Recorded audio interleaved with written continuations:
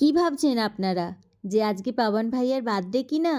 আরে না না, আমরা সবাই মজা করছিলাম পাবন ভাইয়ার সাথে।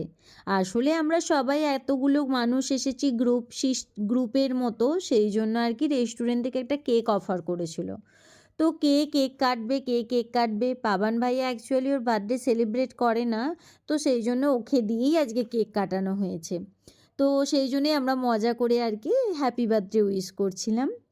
আর আপনারা তো আগের ভিডিওতে দেখেইছেন আমাদের মেন কোর্সের খাওয়া দাওয়া কমপ্লিট, এবার সুইট টেস্ট করার পালা। আমি সবকটা মিষ্টি অল্প অল্প করে নিয়ে নিচ্ছিলাম একটা প্লেটের মধ্যে। আমরা 4-5 জন মতো ছিলাম, তো এই প্লেট থেকেই আমরা সবাই অল্প অল্প করে টেস্ট করে দেখব বলেই নেওয়া হয়েছে। তো বেশ ভালোই ছিল, মিষ্টিগুলো খুব সুন্দর ছিল, আইসক্রিমও ছিল, খুব সুন্দর লেগেছে।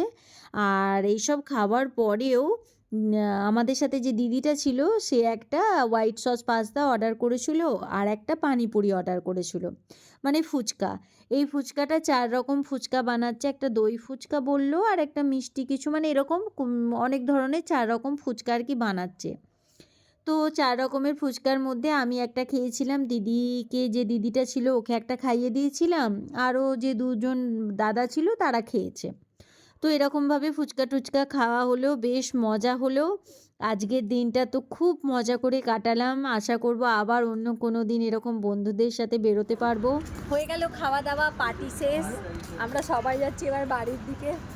By bye bye bye bye ভাইয়া, বাই ভাইয়া, बाय बाय अच्छे नहीं है फोटो अर्जुन भैया बाय।